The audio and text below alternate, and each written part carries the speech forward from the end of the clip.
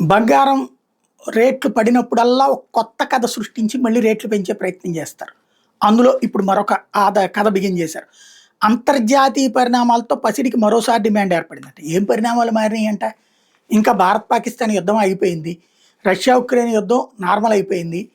Israel వారు ఏదైతే పాలస్తీనా వారు అది నడుస్తూనే ఉంటుంది. ఇంకేం పరిణామాలు మారిసొచ్చినాయంట? ఇంకా అమెరికాకి సంబంధించిన పరిణామాలు రొటీన్‌గానే నడుస్తుంటాయి. కాకపోతే ఏదో ఒక వంక ఆ పదం రాయాలి ధరలు పెరగడానికి.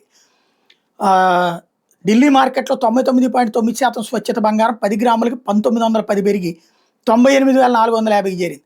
99.5% స్వచ్ఛత బంగారం సైతం 1870 లాభపడి 98,000 స్థాయిని అందుకుంది.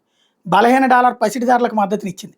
యుఎస్ క్రెడిట్ రేటింగ్‌ని మూడీస్ డౌన్‌గ్రేడ్ చేయడంతో సావరిన్ రిస్క్‌ని సైతం ఇన్వెస్టర్లు పరిగణలోకి తీసుకుంటున్నారు.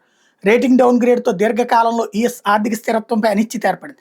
దీంతో ఇన్వెస్టర్లు సురక్షిత సాధనమైన బంగారంలో పెట్టుబడులకు ఆసక్తి చూపించారని అబాన్స్ ఫైనాన్షియల్ సర్వీసెస్ సీఈఓ చింతన మెహతా చెప్పుకొచ్చారట. వీళ్ళట చెప్తూనే ఉంటారు.